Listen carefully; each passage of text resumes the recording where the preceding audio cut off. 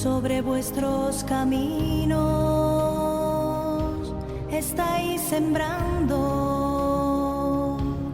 sin cosechar, porque coméis y no saciáis.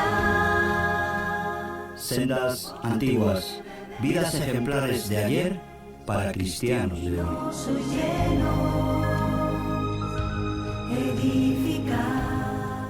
Fueron grandes hombres de Dios Que pasaron por este mundo dejando una huella importante en la historia. Su servicio a Dios era la principal motivación en sus vidas. el Espíritu Santo les perfeccionó Y les dio el poder y la confianza necesarios para enfrentarse a gigantes, leones, ejércitos, fuegos impetuosos tormentos y cualquier enemigo que se pusiese delante. Llenará de su gloria. Sendas antiguas. Pues para esto fuisteis llamados, porque también Cristo padeció por nosotros, dejándonos ejemplo para que sigáis sus pisadas. De las naciones. Sendas antiguas. Paraos en los caminos y mirad y preguntad por las sendas antiguas, cuál sea el buen camino, y andad por él, y hallaréis descanso para vuestra alma.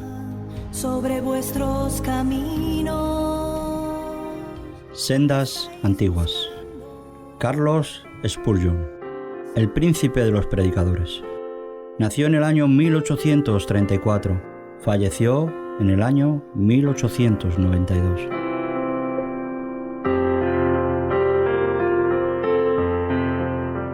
Durante el periodo de la Inquisición española, bajo el reinado del emperador Carlos V, un número muy grande de creyentes fueron quemados en las plazas públicas o enterrados vivos.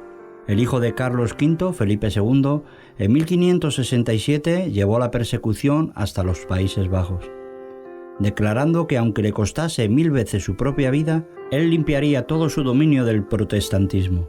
Antes de morir, se jactaba de haber mandado al verdugo por lo menos 18.000 herejes. Al comenzar ese reinado de terror en los Países Bajos, muchos millares de creyentes huyeron para Inglaterra. Entre los que escaparon del concilio de sangre se encontraba la familia Spurgeon.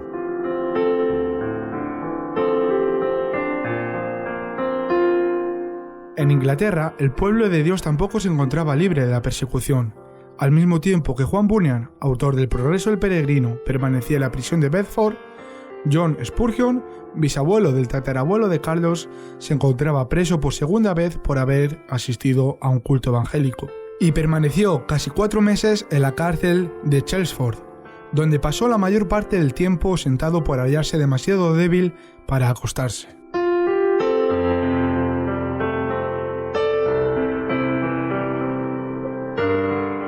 Los bisabuelos de Carlos eran creyentes fervorosos y habían criado a sus hijos en el temor de Dios. Su abuelo paterno, después de casi 50 años de pastorado en el mismo lugar, podía decir: «No he tenido ni una hora de tristeza con mi iglesia después que asumí el cargo de pastor». El padre de Carlos, Santiago Spurgeon, fue el amado pastor de Stambourne. Cuando Carlos era todavía un niño, se interesaba por la lectura de El Progreso del Peregrino, de la historia de los mártires y de diversas obras de teología.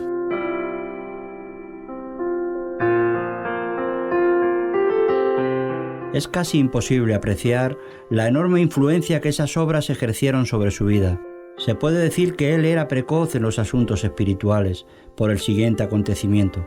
A pesar de ser un niño de apenas 5 años de edad, sintió profundamente el cuidado del abuelo, por causa del comportamiento de uno de los miembros de la iglesia, llamado el viejo Roas. Cierto día, Carlos, al encontrar a Roas en compañía de otros fumando y bebiendo cerveza, se dirigió a él en estos términos: «¿Qué haces aquí, Elías?». El viejo Roas, arrepentido, contó entonces a su pastor cómo al principio se disgustó con el niño, pero al fin se conmovió. Desde aquel día, el viejo Roas anduvo siempre cerca del Salvador.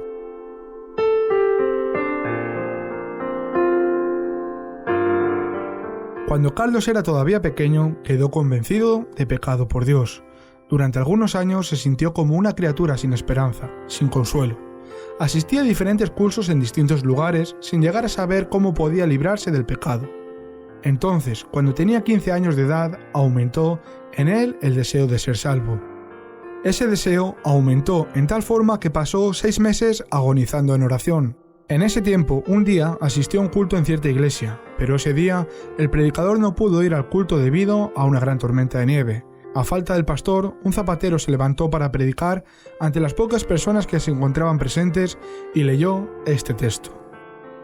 Mirad a mí y sed salvos todos los términos de la tierra. Isaías, capítulo 45, versículo 22. El zapatero, que no tenía experiencia en el arte de predicar, solamente podía repetir el pasaje y decir: mirad, no es necesario que levantéis ni un pie, ni un dedo. No es necesario que estudiéis en el colegio para saber mirar, ni tampoco que contribuyáis con 1000 libras esterlinas. Mirad a mí y no a vosotros mismos. No hay consuelo en vosotros. Miradme, sudando grandes gotas de sangre. Miradme colgado de la cruz. Miradme muerto y sepultado. Miradme resucitado. Miradme sentado a la derecha de Dios.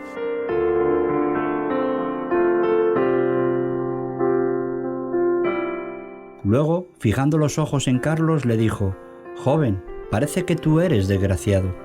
Serás infeliz en la vida y en la muerte si no obedecieres». Entonces gritó con más fuerza: «Joven, mira a Jesús, míralo ahora». El joven miró y continuó mirando, hasta que por fin un gozo indecible se apoderó de su alma. El recién salvo, al contemplar el constante celo del maligno, se sintió inspirado por el poder divino para hacer todo lo posible para frustrar la obra del enemigo del bien.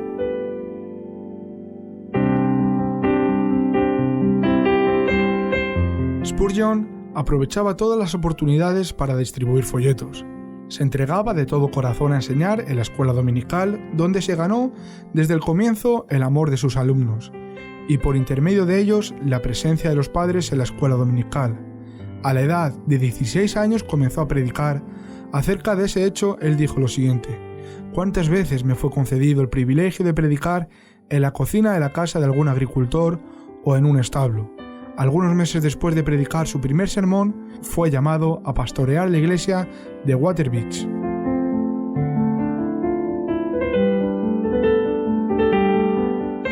Al cabo de 2 años, esa iglesia de 40 miembros pasó a tener 100. El joven predicador deseaba educarse, y el director de una escuela superior, que estaba de visita en esa ciudad, le dio una cita para discutir con él ese asunto. Sin embargo, la criada que recibió a Carlos, por descuido no llamó al profesor, y éste salió sin saber que el joven lo estaba esperando. Después, ya en la calle, un poco triste, Carlos oyó una voz que le decía: «¿Buscas grandes cosas para ti? No las busques». Fue entonces, allí mismo, que abandonó la idea de estudiar en ese colegio, convencido de que Dios lo dirigía a otras cosas. No se debe concluir, sin embargo, que Carlos Spurgeon decidió no educarse.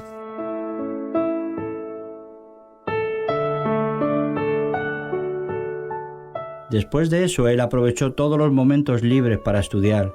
Se dice que alcanzó la fama de ser uno de los hombres más instruidos de su tiempo.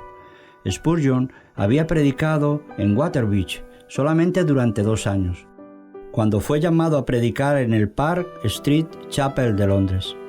El local era inconveniente para los cultos, y el templo, que tenía asientos para 1200 oyentes, era demasiado grande para los auditorios. Sin embargo, allí había un grupo de fieles que nunca cesaron de rogar a Dios por un glorioso avivamiento, y el avivamiento ocurrió. Ese hecho está registrado así en las palabras del propio Spurgeon.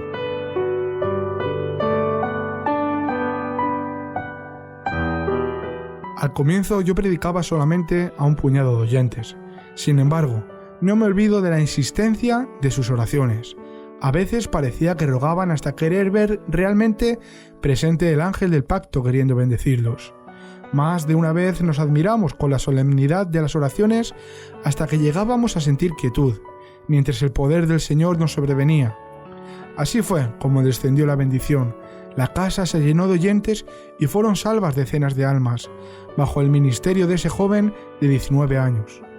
La concurrencia aumentó en pocos meses a tal punto que el edificio ya no podía contener las multitudes.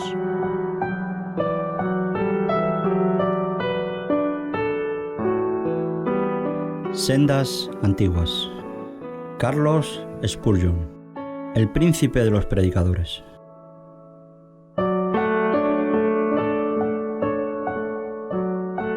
Centenares de oyentes permanecían en la calle para aprovechar las migajas que caían del banquete que había dentro de la casa.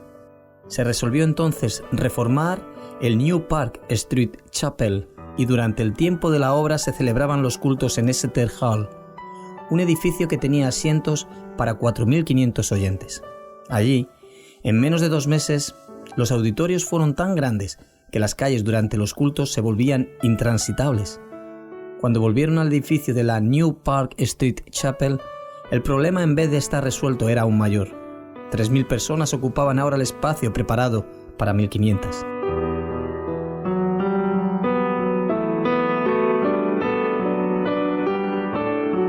El dinero empleado en esa obra, que fue una suma muy elevada, había sido totalmente desperdiciado.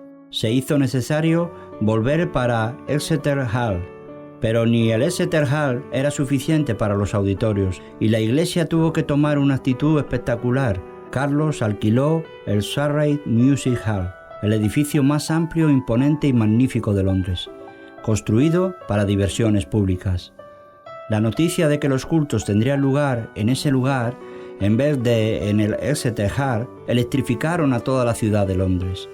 El culto inaugural fue anunciado para la noche del 19 de octubre de 1856. En la tarde de ese día, millares de personas se dirigieron para allá a fin de encontrar asiento.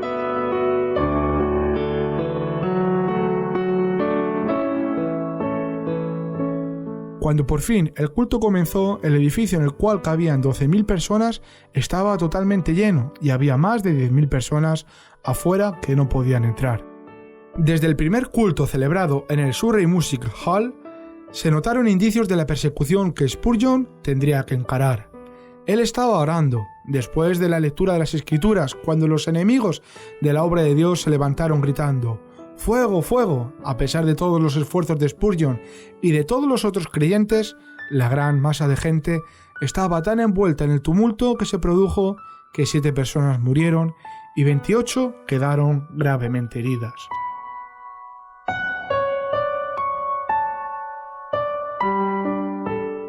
Después, se encontraron regados por todas partes del edificio restos de ropa de hombre y de mujer, sombreros, mangas de vestidos, zapatos, piernas de pantalones, mangas de sacos, chols, etcétera, etcétera. Objetos esos que los millares de personas dejaron en la lucha de escapar del edificio. En todo el momento Spurgeon se comportó con la mayor calma durante todo el tiempo de la indescriptible catástrofe, pero después pasó días postrado, sufriendo a consecuencia de semejante suceso.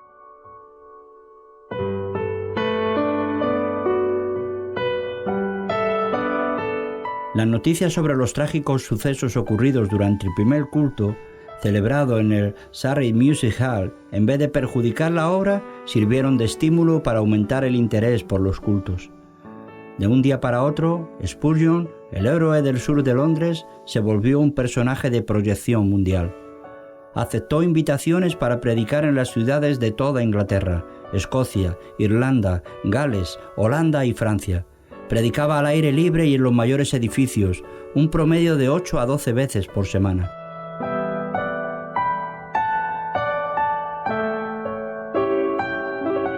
En ese tiempo, siendo todavía joven, reveló cómo lograba entender en las Escrituras los textos difíciles, es decir, cómo simplemente pedía a Dios: «Oh Señor, muéstrame el sentido de este pasaje», y añadió: «Es maravilloso verificar cómo el texto, duro como un pedernal, emite chispas cuando es golpeado con el acero de la oración». Años más tarde dijo lo siguiente: «Orar acerca de las Escrituras es como pisar las uvas en el lagar, triar el trigo en la era y extraer el oro de las minas».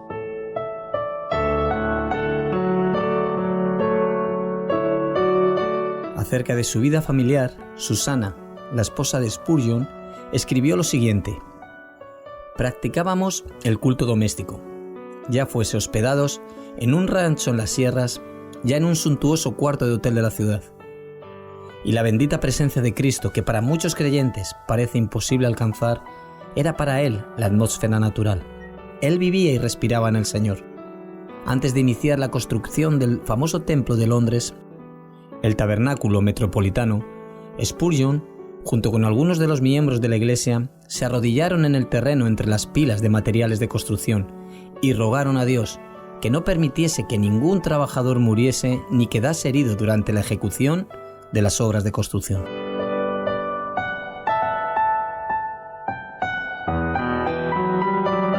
Dios respondió maravillosamente a esa oración, no permitiendo que ocurriese ningún accidente durante todo el tiempo de la construcción del imponente edificio, que medía 80 metros de largo, 28 metros de ancho y 20 de alto. La Iglesia comenzó a edificar el tabernáculo teniendo como meta liquidar todas las deudas de los materiales y pagar toda la mano de obra antes de que acabase la construcción. Como de costumbre, pidieron a Dios que les ayudase a realizar ese deseo, y todo quedó pagado antes del día de la inauguración.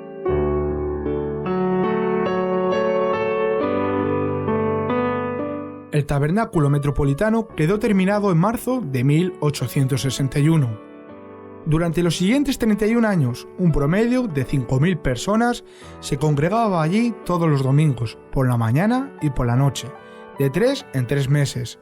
Spurgeon pedía a los que habían asistido en ese periodo que se ausentasen. Ellos así lo hacían. Sin embargo, el tabernáculo estaba siempre lleno con otra parte de las masas que aún no habían sido alcanzadas por el mensaje. Durante cierto periodo predicó 300 veces en 12 meses. El mayor auditorio al cual predicó fue en el Crystal Palace de Londres, el 7 de octubre de 1857. El número exacto de asistentes fue de 23.654 personas.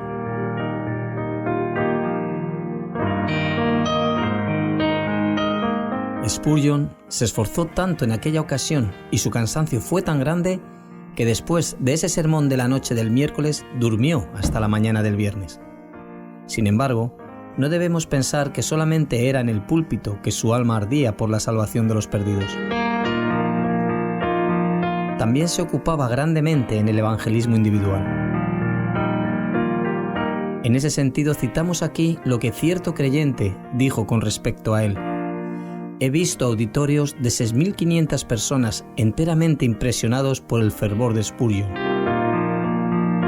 Pero al lado de un niño moribundo que él había llevado a Cristo, lo encontré aún más sublime que cuando dominaba el interés de la multitud.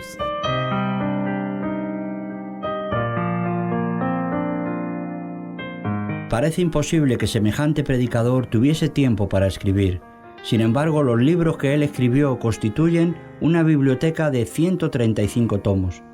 Hasta hoy no hay una obra más rica en joyas espirituales que la de Spurgeon, de 7 volúmenes sobre los Salmos, titulada La Tesorería de David. Publicó un número tan grande de sus sermones que aún leyéndolos uno por día, ni en 10 años el lector podría leerlos todos. Muchos fueron traducidos a varias lenguas y publicados en los periódicos del mundo entero. Él mismo escribía una gran parte del material para su periódico, La espada y la cuchara, título que le fue sugerido por la historia de la construcción de los muros de Jerusalén en los tiempos angustiosos de Nehemías.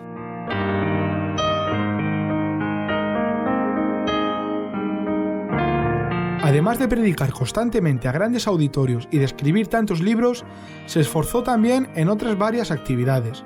Inspirado por el ejemplo de George Muller, fundó y dirigió el orfanato de Stockwell.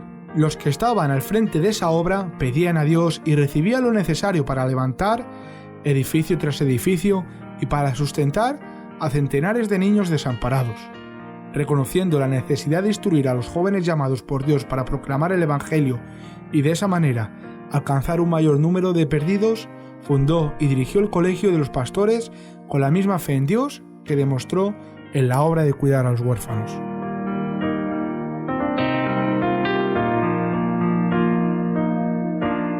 Sendas antiguas. Carlos Spurgeon, el príncipe de los predicadores.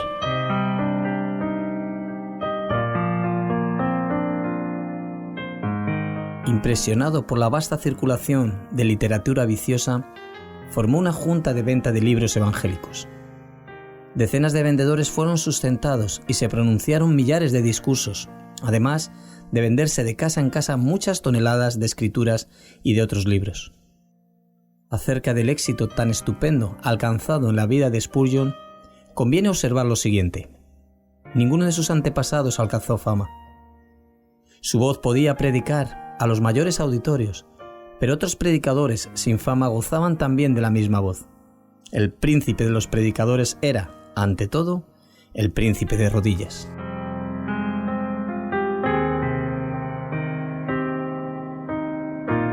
Como Saulo de Tarso, entró en el reino de Dios también agonizando, de rodillas.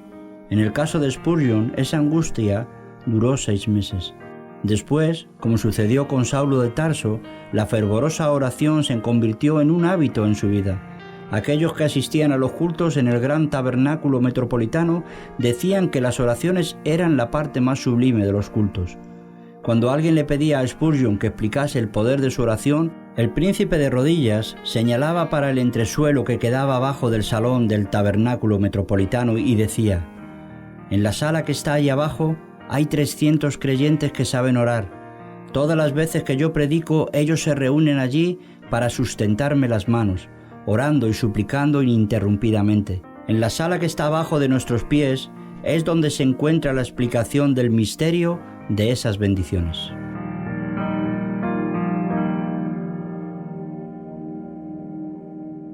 Spurgeon acostumbraba a dirigirse a los alumnos del colegio de los pastores de esta manera: permaneced en la presencia de Dios. Si vuestro fervor llega a enfriarse, no podréis orar bien en el púlpito, tampoco en el seno de la familia, y menos aún cuando estéis estudiando solos.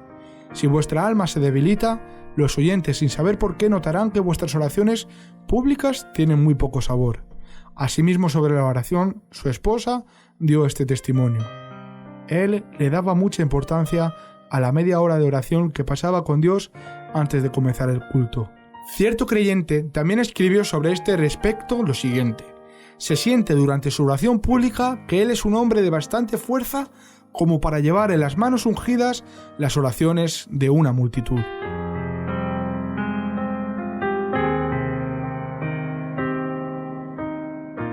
Esta es la idea más grandiosa del sacerdote entre Dios y los hombres. Convencido del gran poder de la oración, Spurgeon designó el mes de febrero de cada año para celebrar en el Gran Tabernáculo la convención anual y hacer súplicas por un avivamiento de la obra de Dios. En esas ocasiones pasaban días enteros en ayuno y en oración que se volvía más y más fervorosa. No solamente sentían la gloriosa presencia del Espíritu Santo en esos cultos, sino que les era aumentado el poder con frutos abundantes. En su biografía consta que desde el comienzo de su ministerio en Londres, numerosas personas gravemente enfermas se curaron como respuesta a sus oraciones.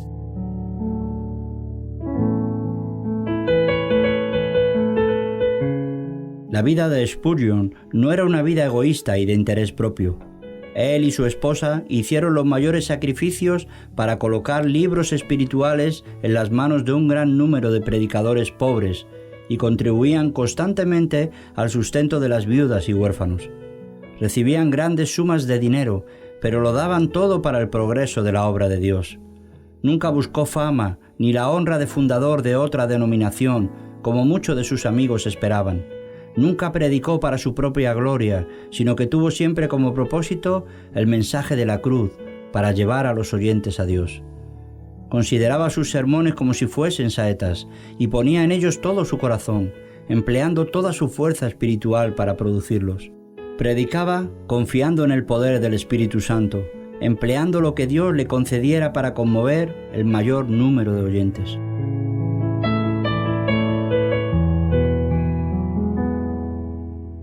Carlos Hayden Spurgeon recibía el fuego del cielo estudiando la Biblia, horas enteras en comunión con Dios. Cristo era el secreto de su poder. Cristo era el centro de todo para él. Siempre y únicamente Cristo. J.P. Fruit dijo lo siguiente: cuando Spurgeon oraba, parecía que Jesús estaba de pie a su lado. Sus últimas palabras en el lecho de muerte, dirigidas a su esposa, fueron estas: «Oh, querida, he gozado un tiempo muy glorioso con mi Señor». Ella, al ver por fin que su marido había partido con el Señor, cayó de rodillas y con lágrimas exclamó: «Oh, bendito Señor Jesús». Te agradezco el tesoro que me prestaste durante todos estos años. Ahora, Señor, dame fuerzas y dirección para seguir en el futuro.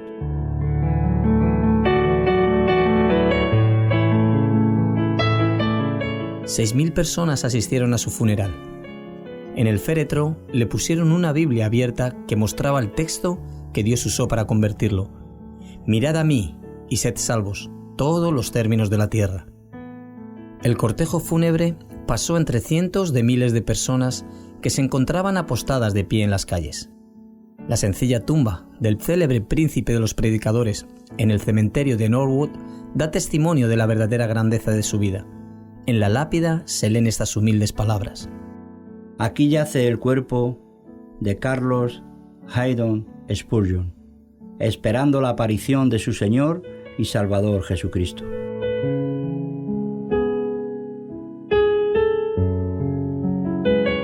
Sendas antiguas, vidas ejemplares de hombres de ayer para cristianos de hoy.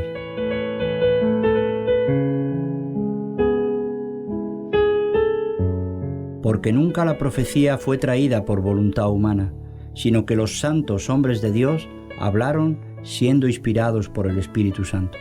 Segunda de Pedro 1:21.